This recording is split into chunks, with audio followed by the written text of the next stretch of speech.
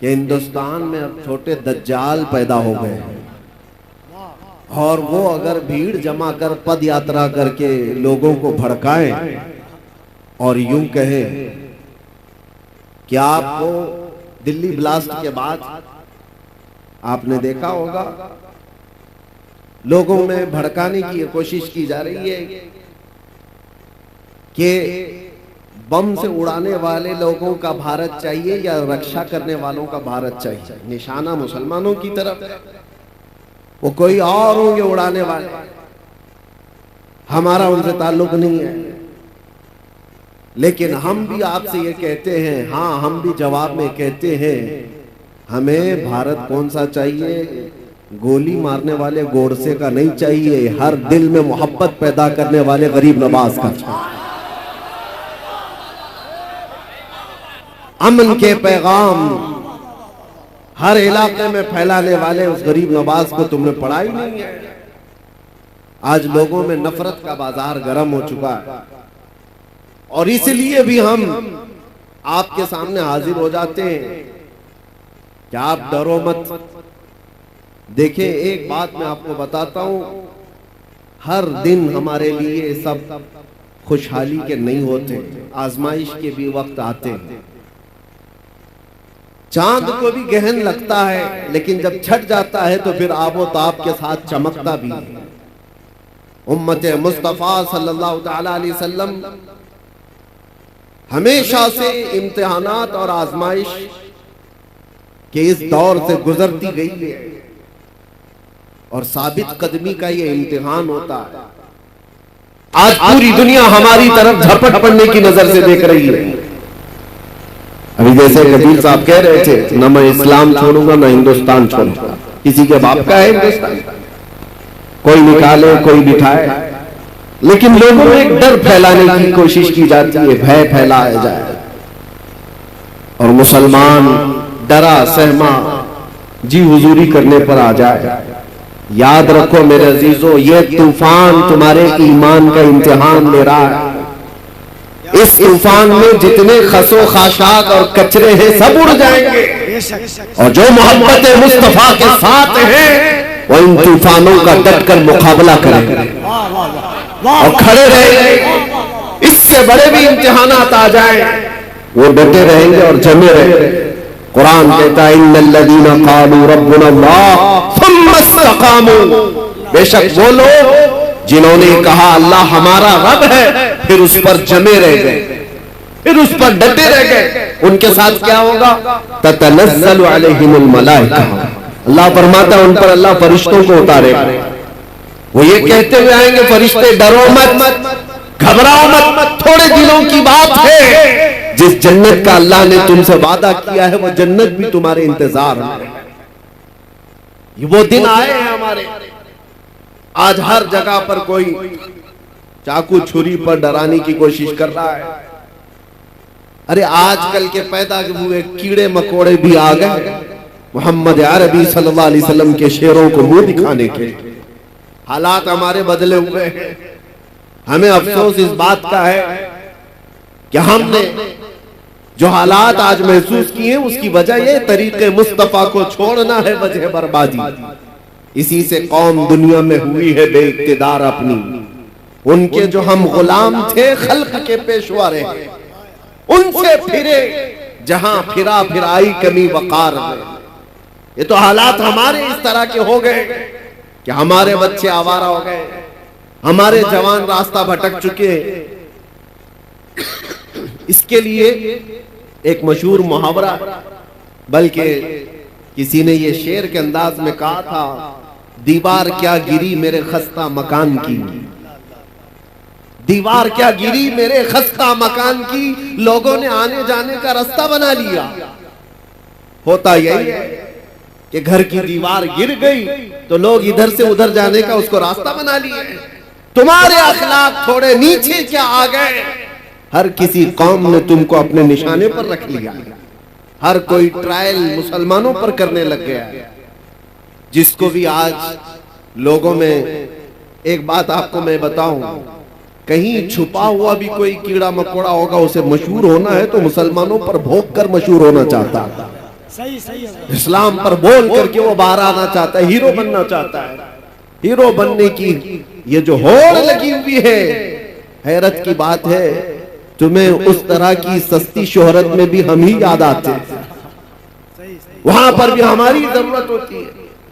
लेकिन मेरे अजीजों, ये हालात हमेशा नहीं रहते, हमेशा नहीं रहते।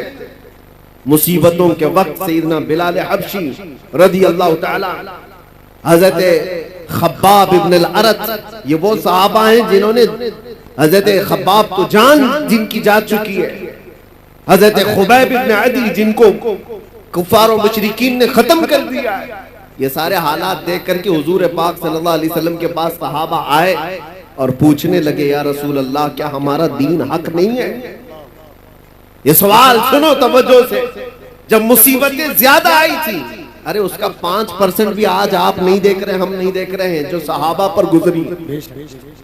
मॉब लिंचिंग नहीं होती थी उस वक्त, मॉब लिंचिंग भी हुई है, सिर्फ मर्दों की नहीं, औरतों की भी, बच्चों की भी, बेहिसाब उस वक्त कत्ल भी हुए। और इस्लाम की इब्तिदाई हालात में उन लोगों ने जो जो मसाइब सहे हैं, तकलीफ उठाई, तो हुजूर से आकर के उन्होंने पूछा था, क्या हम हक दीन पर नहीं है? हमारा ईमान हक है या नहीं? हुजूर पाक सल्लल्लाहु ताला अलैहि वसल्लम ने फरमाया, क्यों नहीं, भला बिल्कुल हक पर है। तो फिर इतनी मुसीबतें आती क्यों है, इतनी परेशानियां आती क्यों है? आज हो सकता है आप सबके दिलों में भी ये बात उठती हो कि अगर हम हक पर हैं तो ये हालात इस तरह बिखरे क्यों हैं? तो एक बात याद रख लेना, हुजूर ने तो ये जवाब फरमाया कि तुमसे ज्यादा मुसीबतें अंबिया इकराम पर आती थी। नबी तो गुनाह का सोच भी नहीं सकते, उन पर अल्लाह तबारक व तआला ने आजमाइशें डाली है। अंबिया इकराम पर सहाबा से भी ज्यादा मुसीबतें आई। हुजूर ने फरमाया, जिसका जैसा इम्तिहान होगा वैसी मुसीबतों से गुजारा जाए। और मैं अपनी जुबान में आपसे एक बात कहता हूं, आप अपने आप को क्या कहते हैं? हुजूर पाक सल्लल्लाहु ताला अलैहि वसल्लम की बारगाह में जब निस्बत की बात आए, मुझसे गुजरात में किसी साहब ने पूछा, कहा था कि आप तो स्टेज पर इस तरह की बातें करते हैं और ये सारी चीजें होने के बाद फिर आप बोलेंगे। सुनो, हम कहते हैं हुजूर पाक सल्लल्लाहु ताला अलैहि वसल्लम की जब बात आती है तो शेर में इस्तिआरा के तौर पर हम कहते हैं, तू शम्मे रिसालत है। ये कहते हैं, या रसूल अल्लाह, तू शम्मे रिसालत है, आलम तेरा परवाना। हम सब क्या हैं? हम सब क्या हैं? परवाने। और हुजूर को शमा हम कहते हैं। शमा और परवाने को कभी देखा भी है या सिर्फ और सिर्फ सुना है? थोड़ी देर अगर आप तवज्जो करें तो एक मौसम भी आता है, वैसे भी लाइट जहां पर भी आप जलाए, देखो कीड़े मकोड़े जो आ जाते इर्द गिर्द घूमते, चिराग रोशन करो, वहां पर भी छोटे छोटे पतंगे आ जाएंगे, कीड़े आ जाएंगे, वही परवाने हैं। और ये शमा के इर्द गिर्द आते क्यों हैं? थोड़ी देर उसकी रोशनी लेते, घूम फिर करके वहां पर मर जाते, जान दे देते। कितने कीड़े मर जाते हैं एक शमा के पास, रोशनी के पास। तो आप कभी उन पतंगों को पूछो, अपने भाइयों को भी मरते हुए देख रहे हो, फिर जाते क्यों हो? चिराग रोशन है, उसके इर्द गिर्द आते क्यों हो?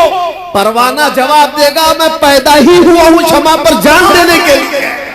नारे तकबीर, दोनों हाथों को उठाकर नारे तकबीर, नारे रिसालत। इसीलिए परवाना ये कहता है, तू नादान है, तू सिर्फ शमा के इर्द गिर्द मेरे भाइयों को मरते हुए देखा तो मुझसे पूछ रहा है मरी हुई लाशें देख करके फिर क्यों आता है? जवाब वो देता है, परवाना मैं पैदा ही हुआ हूँ शमा के अतराफ घूमकर अपनी जान देने के लिए। इन दुनिया वालों को बताओ, ऐ सुन्नी मुसलमानों, गैरत सुन्नी आज भी जिंदा है, उन पे मर मिटने का जज्बा कल भी था और आज भी है। हम पैदा हुए हैं मुस्तफा करीम सल्लल्लाहु ताला अलैहि वसल्लम की इज्जत पर मरने के लिए ही, इसीलिए तो हम अपने बुजुर्गों से जो मनकूल हमें अकीदे और अदब आए हैं, हम गुनगुना करके यूं कहते हैं बारगाह मुस्तफा में। हमारी अपनी जिंदगी होती तो फिक्र करते, हमारी अपनी जान होती तो हम फिक्र करते। अरे आदमी उस चीज की हिफाजत की फिक्र करता है जो उसकी खुद की हो। कपड़ा मेरा है तो मैं बचाऊं, सामान मेरा है तो मैं बचाऊं, जान मेरी है कहां कि मैं हिफाजत की फिक्र करूं। हमने तो जान सुपुर्द की है मदीने के आका के हवाले, और इसीलिए बरेली के इमाम ने हमें यह सिखाया था, कभी ये मत कहना मेरी जान है मैं फिक्र करूंगा, मैं हिफाजत करूंगा, नहीं, बल्कि यूं कहना या रसूल अल्लाह, दहन में सुबह तुम्हारे लिए, बदन में है जान तुम्हारे लिए, और हम आए यहां तुम्हारे लिए, उठे भी वहां। नारे तकबीर, नारे रिसालत।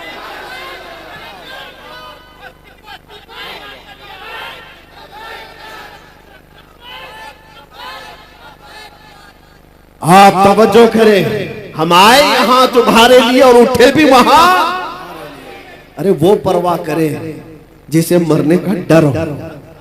और दूसरी बात ये भी मैं बताऊं, आपको डर किस चीज का बिठाया जा रहा है, किस चीज से खौफजदा हो, भागते किस चीज से हो।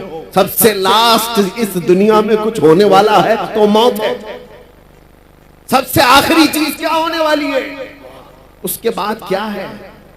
सजाएं जितनी भी है, सबसे हाईएस्ट सजा मौत है।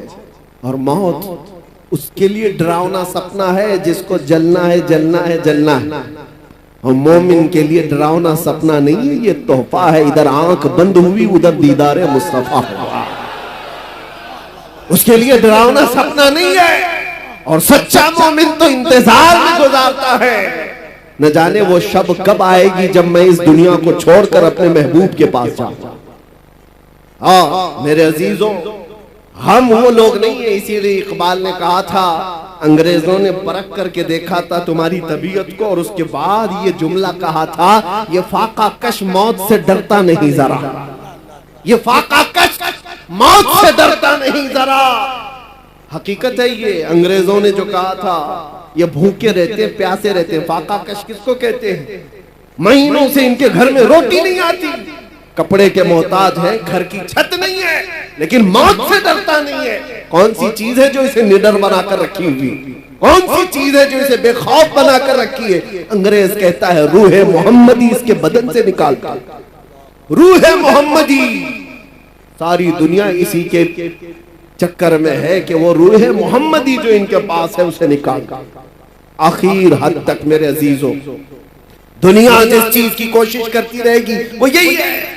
आपको क्या लगता है वो तुम्हारे रोटी, कपड़ा, लत्ता, जगह, मकान इसके दुश्मन है? नहीं, आला हजरत फरमाते हैं कि तुम्हारी जो दुश्मनी है, तुम्हारे सिलसिले में शैतान जिस चीज से परेशान है वो क्या है? आंख से काजल साफ चुराना, या वो चोर बला के तेरी गठरी ताकी है और तूने नींद निकाली है। तुम्हारी गठरी ही देखी गई है। चोर जो है ना, देखता है मजमे में किसके पास है माल और उसी की जेब पर नजर रखता है, और हर एक को देखता भी नहीं। इसीलिए मेरे अजीजों, आपके ऊपर नजर इसलिए है शैतान की कि गठरी में मोटा माल दिख रहा है, बड़ा माल उसको दिखता है। इसीलिए सारी की सारी ताकत सुन्नियों पर लगाई जाती है, और जहां भिखारी लोगों कुछ ही ना हो उनका कौन दुश्मन है? उनका कौन दुश्मन है? उनके पास चोर को मिलना क्या है? और इसी वजह से लोग ये कहते हैं कि वो लोग तो इतने नमाजी हैं, 40-40 दिन चले जाते हैं, पूरी जमात लेकर के भी कुछ नहीं होता, कहीं कोई प्रॉब्लम नहीं होता। और हम जो है 4 लोग भी जाएं तो हमको पता नहीं कितने बैरिकेडिंग से क्रॉस करना पड़ता है। हमारे साथ भी मामला था। और एक साहब, उनकी भी बात मैं आपके सामने रख रहा हूं, ऑफिसर। मैंने कहा साहब इतनी बड़ी बड़ी जमातों को आप कुछ नहीं कहते, मैं अकेला आदमी, मेरे आगे पीछे कुछ भी नहीं, और सारे संतरी सारे पहरेदार मेरे पीछे लगा देते हो। कहा वो बेजरर है, वो बेजरर है, जुमला था, वो नुकसानदेह नहीं है, नुकसानदेह नहीं है। वो कहीं पर भी जा सकते हैं, ताकि वो इजराइल में भी जा सकते हैं, कोई मसला नहीं। आपसे प्रॉब्लम है। कहा क्यों? आपसे प्रॉब्लम ये है कि वो बोलते कुछ नहीं और बोलते आप सबसे ज्यादा। तो कहा मेन मसला बोलने का, समझ में यही आया बोलने का। तब फिर हमने आपको एक बात उनको ये कहा, आपकी सिक्योरिटी, आपकी अमन और शांति सब मुबारक हो, अगर बोलने में कंप्रोमाइज करने ही पर वो सारी छूट मिल सकती है तो 1000 बार मार दो, हमको वैसी छूट की जरूरत नहीं है। बुज़दिल बनकर, बेगैरत बनकर जीने का मतलब क्या है? तुम आज रोक सकते हो, इंशाअल्लाह कल रब तबारक व तआला हालात सही फरमा दे। आज तुम पाबंदियां लगा सकते हो, हमारे ऊपर किस चीज के लिए पाबंदियां? सिर्फ इसलिए कि हक बात बोलना है, हुजूर पाक की इज्जत के बारे में बोलना है। और सबसे बड़ी बात यह है कि लोगों को उठाना नहीं है, बेदार नहीं करना है, इश्क रसूल पर लोगों को उठाना नहीं है। ये मैं अंदर की बातें बता रहा हूं।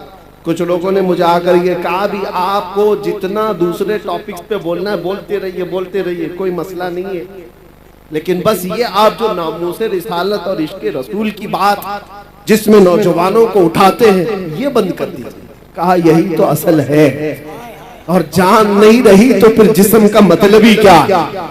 नमाज, रोजा, हज, ज़कात, ये सारी चीजें हाथ पैर आंख कान का नाम काम कर सकती है, लेकिन किसी के अंदर रूह ही ना हो तो हाथ का क्या काम, पैर का क्या काम, ये आंख और नाक का क्या काम? रूह अगर है तो ये सारी चीजें काम की है, और रूह ना हो तो ये सब सड़ गल जाती है।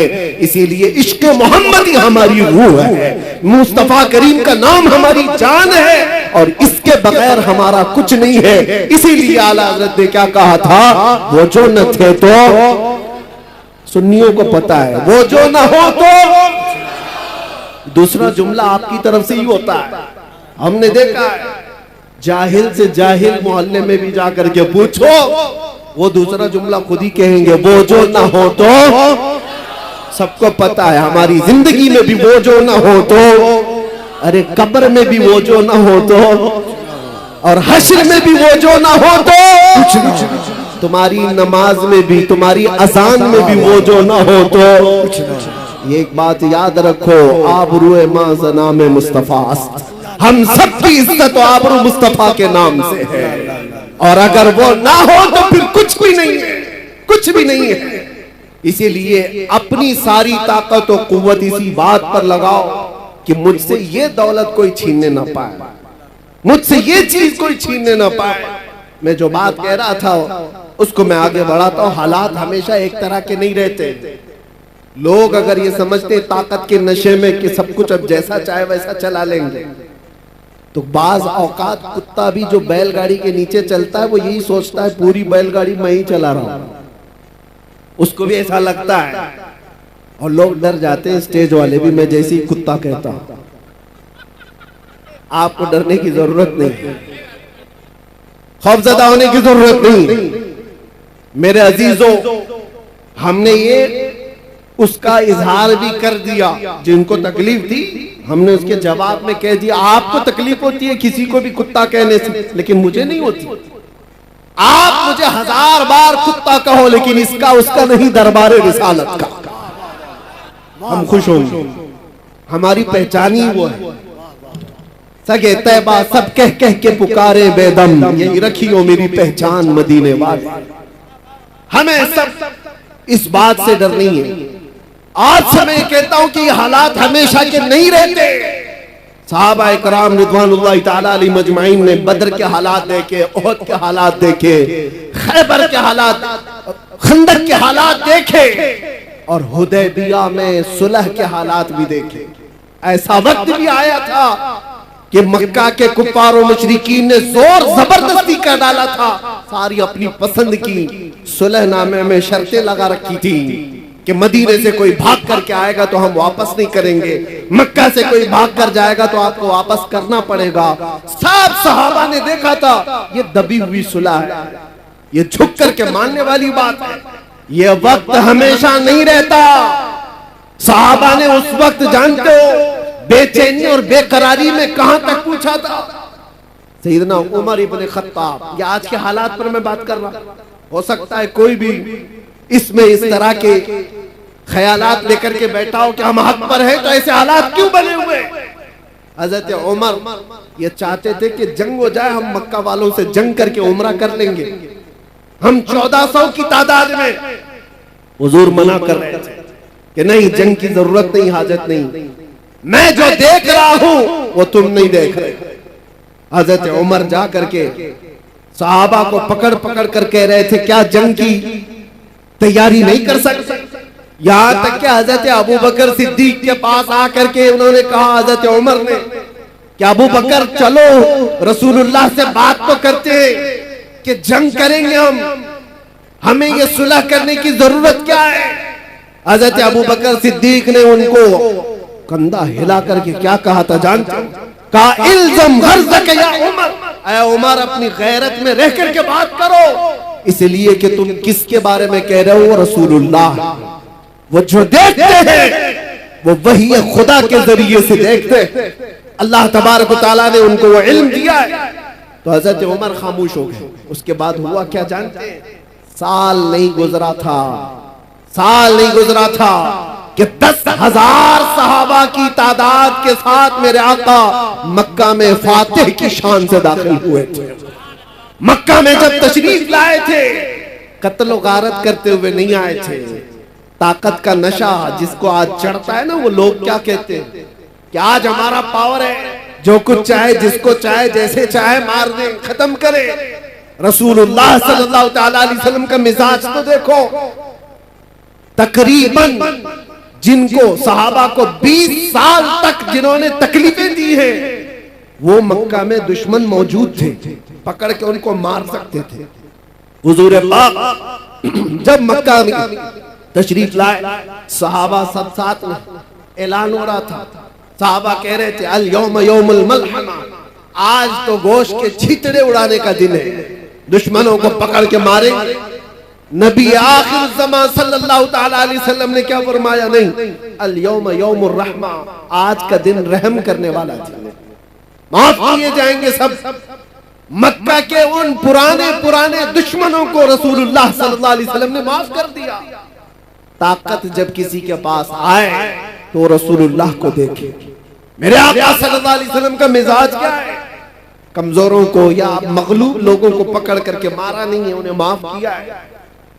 नबी पाक सल्लल्लाहु तआला अलैहि वसल्लम ने उन्हें आजाद किया। ये भी नहीं कि जो कहते हैं कि तलवार की नोक पर इस्लाम फैलाया जा रहा, तलवार की नोक पर फैलाया जाता तो मेरे अजीजों कुछ भी बाकी नहीं रहता। तलवारें बहुत सालों तक लोगों के पास रही, इस्लाम तलवार की नोक पर नहीं फैलाया गया। जिसको ऐसा लगता हो, जिसके पास ऐसी तारीख आई हो, वो झूठी तारीख हो सकती है।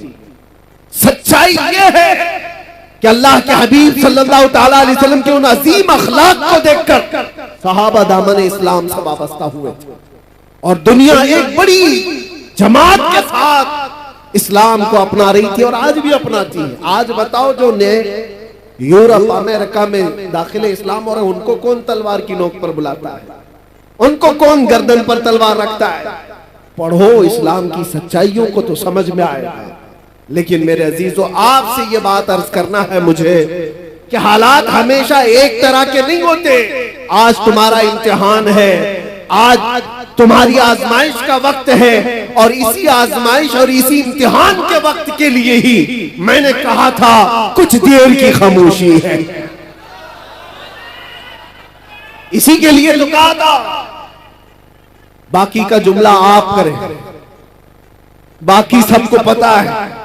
हम तो अंदर भी गए थे, तब भी हमारा इस्तेकबाल कैदियों ने यही बोल करके कहा था।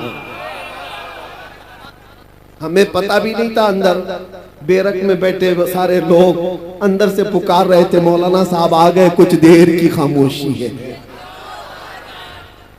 मेरे अजीजों, इस बात को मैंने इसलिए कहा था कि हालात अगर बुरे हो तो कुछ देर की बात है। रात हमेशा नहीं रहती, सुबह हो ही जाती। ऐसा नहीं है कि अंधेरा ही अंधेरा रहेगा। सुबह को तुलू होना है और सूरज को निकलना है। आपका इम्तिहान है और आपकी आजमाइश है।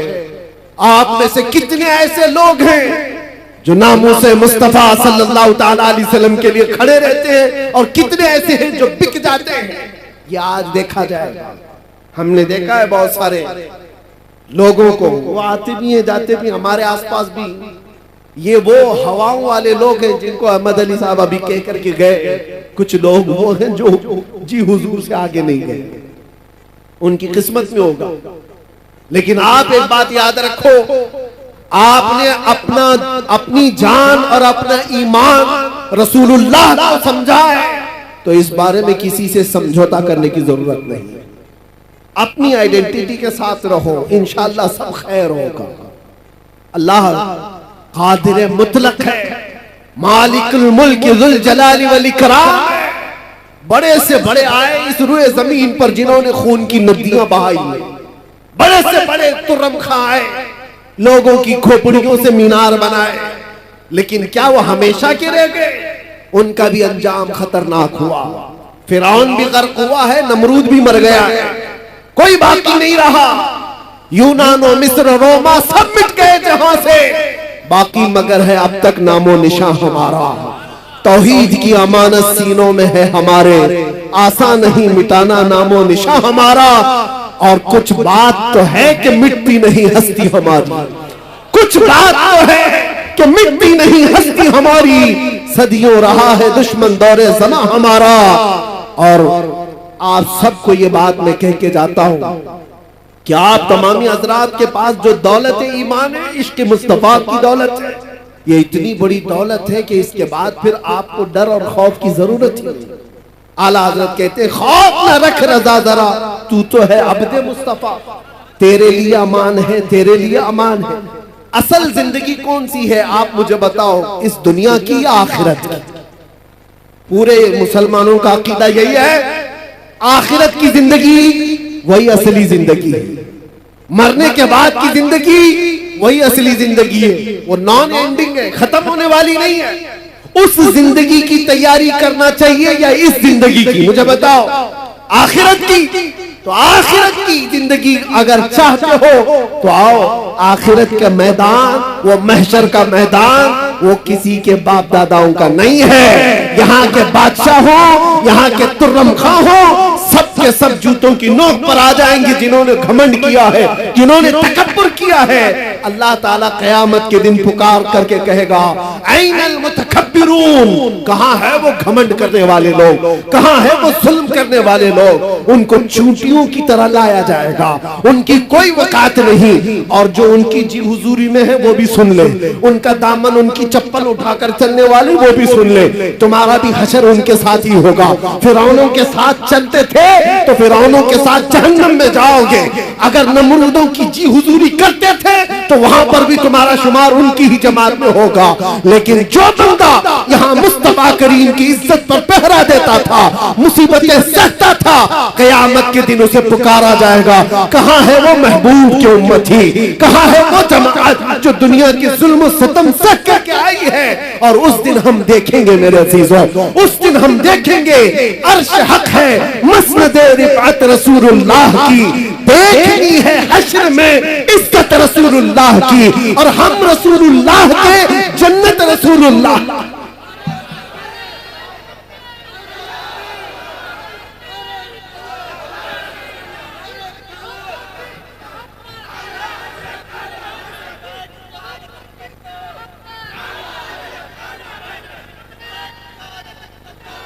मैं ये नहीं कहता कि यहाँ कुछ भी नहीं होगा। अल्लाह तबारक व तआला अगर यहाँ मदद फरमाए तो फिर तुम पर कोई गालिब भी नहीं आएगा। कुरान में अल्लाह फरमाता है, इन यंसुरकुमुल्लाह फला गालिब लकुम, अगर अल्लाह तुम्हारी मदद करे तो कोई भी तुम पर गलबा नहीं हासिल कर सकेगा।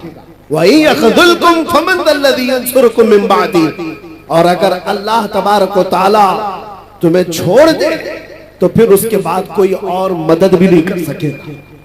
यहां की बात भी है, मायूस न हो, घबराओ मत।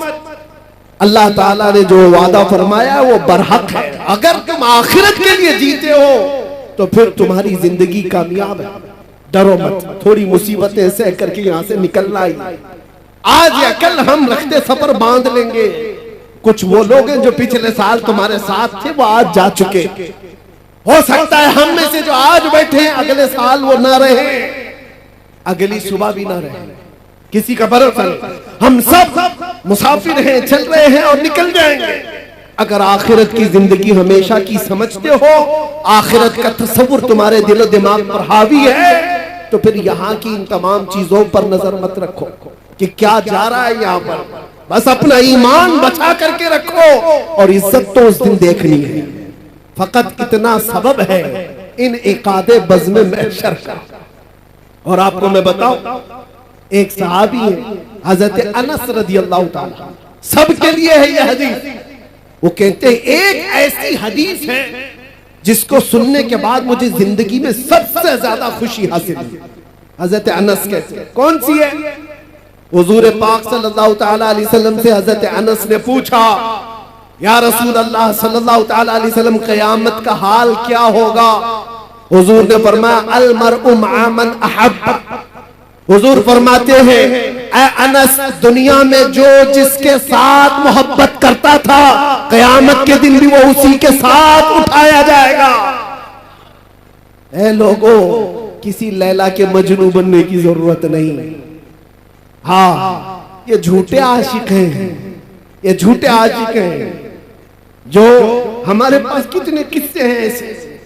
ये नौजवान ये समझते हैं इश्क मोहब्बत वगैरह ये सारी चीजें लड़के लड़की की हैं, बस काफी हैं, इसी में अपनी जिंदगी गुजार लेंगे। तुफ है, अल्लाह ने वैसे भी जोड़े लिखे हैं, सबके हिस्से में आ ही जाएगी इंशाअल्लाह। लेकिन उसके लिए ये जो मजाजी इश्क का ढोंग है, अरे तेरे चांद लेके आऊंगा, तारे लेके आऊंगा, आसमानों से वो तोड़ लाऊंगा। महबूबा को बोलता रहा, कितनी महबूबाएं शादी के बाद हमसे आकर शिकायत कहती हैं, अब तो राशन आटा दाल भी नहीं लाता। ये तो तारे लाने वाला था, ये तो चांद लाने वाला था। ये मजाजी इश्क के दावे हैं, फजूल हैं, कुछ नहीं होते। हाँ, हकीकी इश्क वो है, तुमने एक बार मेरे मुस्तफा से कहा, या रसूल अल्लाह, लब्बैक या रसूल अल्लाह कहा। वो रसूल पाक सल्लल्लाहु ताला अलैहि वसल्लम इतने खैरतमंद हैं कि दुनिया में भी तन्हा होने नहीं देते, कब्र में भी तन्हा होने नहीं देते, और हश्र में भी हाल ये है। मेरे आका फरमाते हैं, एक कंधे पर मेरी चादर होगी, वो गिर रही होगी, मैं उसको एक हाथ से संभाल रहा होगा और दूसरे हाथ से मेरे उस आशिक उम्मती को पकड़कर जन्नत में ले जा रहा होगा।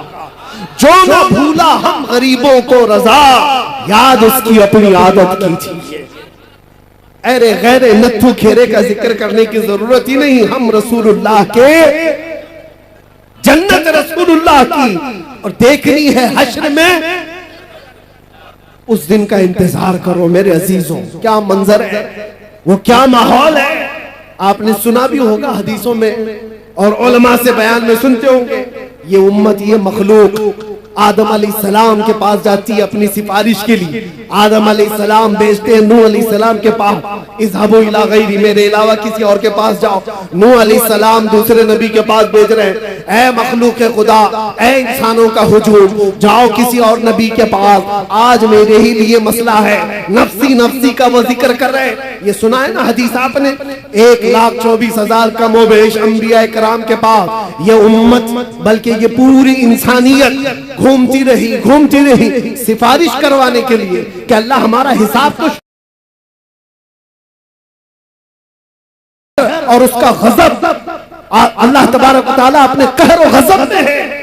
सारी मखलूक खुदा सारे नबियों के पास घूमती रही, फिर आखिर में आती कहां पर है? ये इंसानियत जमा कहां होती है? मैं ये नहीं कह रहा कि ये सिर्फ मुसलमान जाएंगे, ये हदीस में है आदम अलैहिस्सलाम से लेकर क़यामत तक पैदा होने वाले तमाम इंसान जाएंगे, चाहे वो काफिर हो, चाहे वो मुशरिक हो, चाहे वो कोई भी हो, सब के सब साथ मिलकर के नबियों के पास घूमेंगे, क्योंकि हिसाब ही नहीं शुरू हुआ है। आखिर में आएंगे मेरे मुस्तफा के पास, और नबी आखिर ज़मां सल्लल्लाहु ताला अलैहि वसल्लम को सारे लोग मिलकर के कहते हैं, आप हबीबुल्लाह हैं, आप अल्लाह के महबूब हैं, हमारी सिफारिश कर दीजिए। अल्लाह के नबी ने वो नहीं कहा जो दूसरे नबियों ने कहा, मेरे अलावा दूसरे नबियों के पास जाओ, बल्कि आखिरी रसूल ने ये कहा, अना लहा, मैं इसी के लिए तो इंतजार कर रहा था, मैं इसी के लिए हूँ आज तुम्हारी शफाअत के लिए। मेरे आका सल्लल्लाहु ताला अलैहि वसल्लम सजदे में गिर करके अल्लाह की हम्द बयान करें। रब ताला फरमाता है, ऐ महबूब अपना सर उठाओ, जिसकी सिफारिश करोगे कबूल की जाएगी।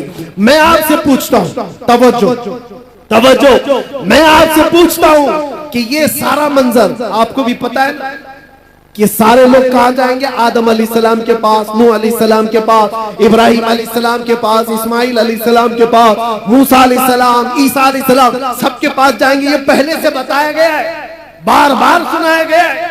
तो फिर मरने के बाद कयामत के दिन डायरेक्ट रसूलुल्लाह के पास क्यों नहीं चले जाते? सबको मालूम है, सुन भी रखा है, अचानक होने वाली चीज थोड़ी ना है। बचपन से सुनते आ रहे इस हदीस को। उस दिन ये सारे लोग जो सुने हुए हैं मुसलमान, ये भी डायरेक्ट रसूलुल्लाह के पास क्यों नहीं चले जाते? सबको पता है आखिर में वहीं से होना है। ये घूम रहे क्यों?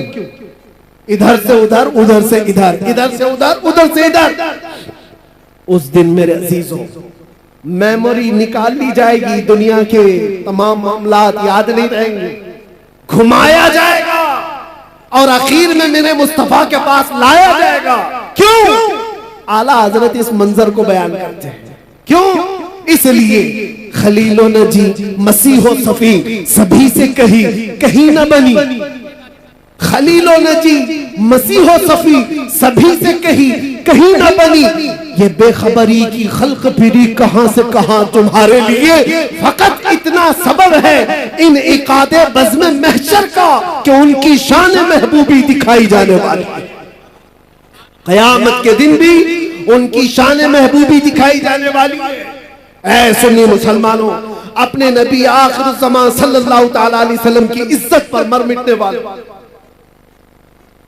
आप, नबी पाक सल्लल्लाहु ताला अलैहि वसल्लम की इज्जत पर मर मिटने वाली कौम हो तो फिर इंतजार करो, आखिरत में वो इज्जत सबके लिए रखी गई है। आखिरत में वो इज्जत हमें देखनी है। अर्श हक है मसनद रिफात रसूलुल्लाह की, देखनी है हश्र में इज्जत रसूलुल्लाह की। आज तुम्हें कोई इज्जत दे रहा है नहीं दे रहा है इसकी परवाह मत करो। इज्जत देने की सर्टिफिकेट यहाँ किसी के पास नहीं है। ये जो सारे मामलात हैं ये इंसानों के, आज जो आप देख रहे हैं, मैंने देखा है बुजुर्गों ने हमें ये तालीम दी है। ये जो मजमा इज्जत देता है ये थोड़ी ही दिनों में इज्जत खींच भी लेता है। इनकी परवाह मत करो। इज्जत देने वाला अल्लाह रब्बुल इज्जत है और कुरान में फरमाता है वलिल्लाहिल इज्जतु वलिरसूलिही वलिलमुमिनीन। अल्लाह के लिए इज्जत है, रसूल के लिए इज्जत है और ईमान वालों के लिए इज्जत है। और जो लोग ये सोच रहे हैं कि दौलत में इज्जत हो जाए, शोहरत में बड़ी इज्जत है और खूबसूरती में बड़ी इज्जत है, ये कब तक की है जानते हो? कब तक की है? हमने बड़े बड़े खूबसूरत लोग भी देखे, चेहरे पर झुर्रियां पड़ गई तो लोग उन्हें छोड़ दिए। माल वाले भी देखे, जब गुर्बत आ गई, गरीबी आ गई तो दुनिया उनसे दूर हो गई। जो लोग आसपास घूमते फिरते थे सब कट गए। ओहदे वाले भी देखे, मनसब वाले भी देखे। मनसब पर बैठा हुआ मंत्री था, गुजरता था तो लोग सलाम मारते थे। खत्म हो गया तो अभी कोई खैरियत पूछने वाला भी नहीं। मनसब से इज्जत, दौलत से इज्जत, खूबसूरती से इज्जत, ये सिर्फ और सिर्फ टेम्पररी है, आर्जी है। ये दुनिया की तमाम चीजें हमने देखा है। जवानी पर, तुम्हारी ताकत पर जो इज्जत दे रहा है ये सिर्फ और सिर्फ तुम्हारी खाम ख्याली है। इस धोखे में मत आना। हाँ, कायम रहने वाली, हमेशा रहने वाली इज्जत कौन सी है? वो पाउडर लाली से हासिल की हुई नहीं, वो दुनिया के जूते सीधे करके हासिल की हुई नहीं, वो दूसरे मनसब हासिल की हुई नहीं। वो इज्जत हमेशा बाकी रहती है जो कदमे मुस्तफा से होकर आती है। मेरे मुस्तफा की गुलामी से होकर के जो आती है वो इज्जत हमेशा बाकी रहती है। यही तो वजह है कि हमने दुनिया में देखा, बूढ़ा हो जाता आदमी तो उसको साइड कर देते लोग, कि चाचा अब तुम्हारा काम नहीं है, तुम बैठो, अब तो जवान लोग काम करेंगे। बहुत बूढ़ा हो गया आदमी तो उसे तो फैसलों में नहीं ले रहे, मशवरे में नहीं ले रहे। अरे सनकी है, कुछ का कुछ कह जाएगा। दुनिया का बुढ़ापा उसे कमजोर कर देता है, लोगों से दूर कर देता है। मगर मैंने देखा मेरे मुस्तफा के गुलामों में जो जितना बूढ़ा होता है उतनी इज्जत बढ़ती चली जाती है, उतनी इज्जत बढ़ती चली जाती है। दीन में जिसको इज्जत, दीन में जिसको बुढ़ापा आया है उसकी इज्जत कभी नहीं जाती, उसकी इज्जत कभी नहीं जाती। इसीलिए हो सकता है यहाँ वो आंखें होंगी जिन्होंने बरेली के ताजुश्शरिया को देखा होगा। एक झलक जिसने देखा होगा, आपको पता है 75 साल की उम्र, 75 साल की उम्र क्या होती है? एक बहुत बड़ा बुढ़ापा है, बहुत बड़ा बुढ़ापा है। लेकिन उस बुढ़ापे में जो जमाल चेहरे पर था वो लाखों जवानों के अंदर भी नजर नहीं आता था। वजह क्या है?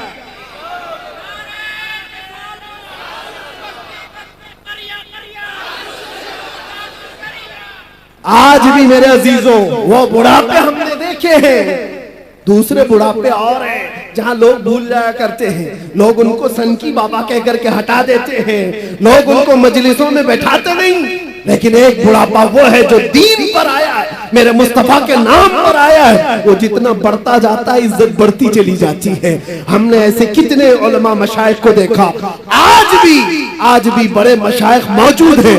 मुहद्दिस कबीर की जिंदगी को देखो, 90 साल से तजावुज कर गई है उम्र, लेकिन कोई कहता है मेरे अजीजों आज भी एक झलक देखने को लोग बेताब रहते हैं, बेकरार रहते हैं। हजारों उलमा जिनके सामने अपने सरखम कर देते हैं। वजह क्या है? ये बुढ़ापा दुनिया की चापलूसी में मिला हुआ नहीं है, ये हदीस रसूल की निस्बत से मिला हुआ है।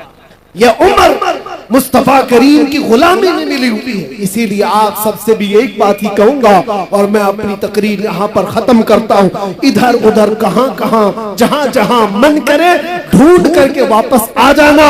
जिंदगी भर छान मार करके वो इज्जत ना ला पाओगे जो आमिना के लाल के दरबार में एक दिन की जिंदगी में मिल जाएगी। इसीलिए हजारों दिन भी अगर तुम्हें मिले दुनिया की गुलामी में, हजारों दिन की गुलामी तुम्हें वो इज्जत नहीं दे सकती जो मेरे मुस्तफा के नामूस पर एक मिनट की जिंदगी अता कर सकती है। हमारे पास आज क्या है? दुनिया हमें चाहती क्यों है? ये सिमडेगा, ये झारखंड, ये बंगाल, कोई इलाका बचा नहीं जहां मैं गया नहीं। सारे इलाकों को देखा, टूट करके जो लोग चाहते हैं वो इसलिए नहीं कि हमारी पार्टी का नेता आया है या किसी जगह का अमीर आया है या किसी जगह का बड़ा आदमी आया है। नहीं, दुनिया सिर्फ और सिर्फ हमसे मोहब्बत इसलिए करती है जब तक बिके न थे तो कोई पूछता न था या रसूल अल्लाह तुमने खरीद कर हमें अनमोल कर दिया। या रसूल अल्लाह तुमने खरीद कर हमें अनमोल कर दिया। आ जाओ और इसी बात पर हम गुफ्तगू खत्म करते हैं कि मोहम्मद से वफा तूने तो हम तेरे हैं। ये जहां चीज है क्या लाहो कलम तेरे हैं।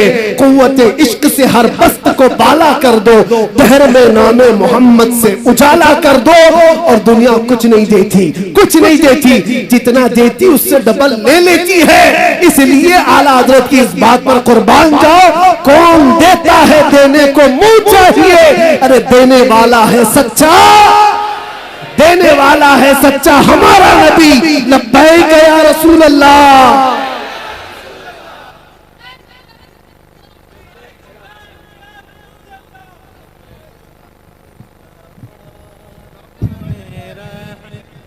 पे लाखों सलाम शम्अ बज़ में हिदायत पे लाखों सलाम शम्अ बज़ में हिदायत पे लाखों सलाम।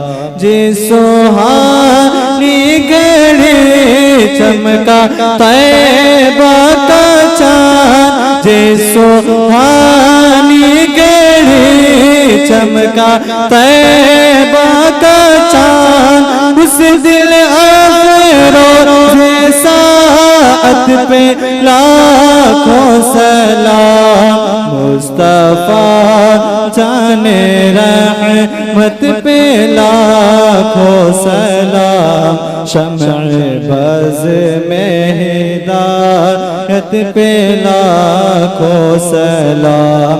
डाल दी क़ल्ब में अज़मते मुस्तफ़ा, डाल दी क़ल्ब में अज़मते मुस्तफ़ा, सैयदी आला हज़रत पे लाखों सलाम, मुस्तफ़ा जाने रहमत पे लाखों सलाम, शम्अ बज़ में हिदायत। मुझसे खिदमत के क़ुद्सी कहे हाँ रज़ा, मुझसे खिदमत के क़ुद्सी कहे हाँ रज़ा, वो रज़ा अहले सुन्नत पे लाखों सलाम, मुस्तफ़ा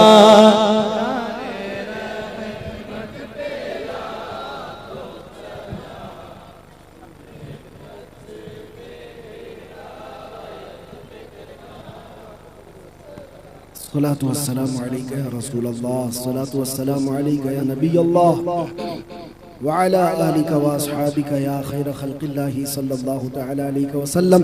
या रसूल अल्लाह उन्ज़ुर हालना, या हबीब अल्लाह इस्मा क़ालना, इन्नना फ़ी बहरि ग़म्मिन मुग़रक़ून, खुद ऐदियना खुद ऐदियना खुद ऐदियना सहिल लना इश्कालना। या रब्बी बिल मुस्तफ़ा बल्लिग़ मक़ासिदना वग़फ़िर लना मा मदा या वासिअल करमी।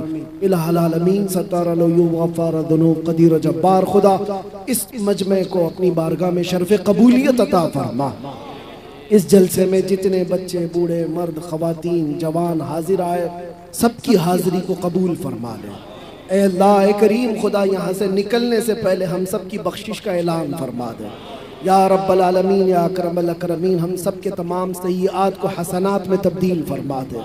मौला करीम, हमारे बिगड़े हुए हालात को संवारते हैं। हम तौबा करते हैं मौला, हमें सिराते मुस्तकीम पर गामज़न फरमा दे। या अल्लाह या रब्बल आलमीन या अकरमल अकरमीन, हमें जो बीमार हैं उन्हें शिफा अता कर दे, जो बे औलाद हैं उन्हें साहब औलाद बना दे, जो नाहक मुकद्दमे और जेलों में उनको आज़ाद कर दे। ऐ अल्लाह, जो बेरोज़गार हैं उन्हें हलाल रोज़ियाँ अता फरमा, जो बेजोड़ हैं उन्हें नेक व सालेह रिश्ते अता फरमा। मौला करीम, जो जिस हाल में है परेशान है, तू बेहतर जानता अलीम व खबीर, खुदा उनकी परेशानियाँ दूर फरमा दे। खुसूसन इस पूरे इलाके की सुन्नियत पर रहम व करम फरमा दे। सबको मौला ईमान अकीदे अमल की इज्जत व आबरू की हिफाजत अता फरमा। हमारे इस मुल्क अजीज हिंदुस्तान में अमन व अमान अता फरमा। हमारे इस मुल्क को बरकतों वाला मुल्क बना दे। ऐ अल्लाह, इसको बुरी नज़र से बचा, जालिमों के जुल्म से बचा, शर्रीनों फितीनों के फितने से बचा। ऐ कदीर जब्बार खुदा हसनल खालिकीन, मौला आखिर में तेरे दरबार में इतनी इल्तिजा है, न जाने ये आंखें कब हमेशा के लिए बंद हो जाएं। इन आंखों के बंद होने से पहले एक बार तेरे हबीब पाक के चेहरे की ज़ियारत नसीब फरमा। इन्नल्लाह व मलाइकतहु युसल्लूना अलन नबी या अय्युहल्लज़ीना आमनू सल्लू अलैहि व सल्लिमू।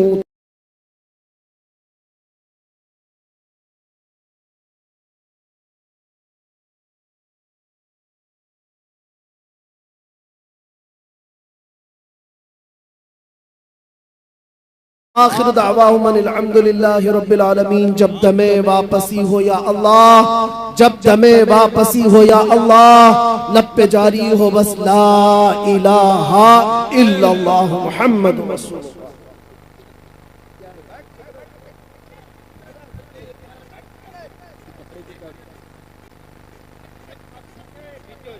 जो हजरात बैत करने के लिए ख्वाहिशमंद है, जहां है वहीं खड़े रहे।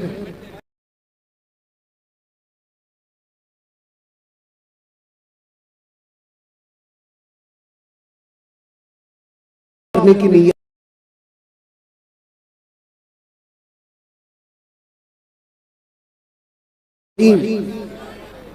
अस्तगफिरुल्लाह रब्बी मिन कुल्ली ज़म्बिन व अतूबु इलैह। ला इलाहा इल्लल्लाह मुहम्मदुर रसूलुल्लाह सल्लल्लाहु अलैहि वसल्लम। रज़ीतु बिल्लाहि रब्बा व बि मुहम्मदिन सल्लल्लाहु अलैहि वसल्लम रसूलन नबिय्या व बिल इस्लामी दीना व बिल कुरआनी किताबा। इलाही, मैंने तौबा की अपने पिछले तमाम गुनाहों से, अहद करता हूँ शरीयत मुस्तफ़ा पर कायम रहूँगा, हर फ़र्ज़ हर वाजिब को उनके वक्तों पर अदा करता रहूँगा, हर बुराई से बचता रहूँगा। मैं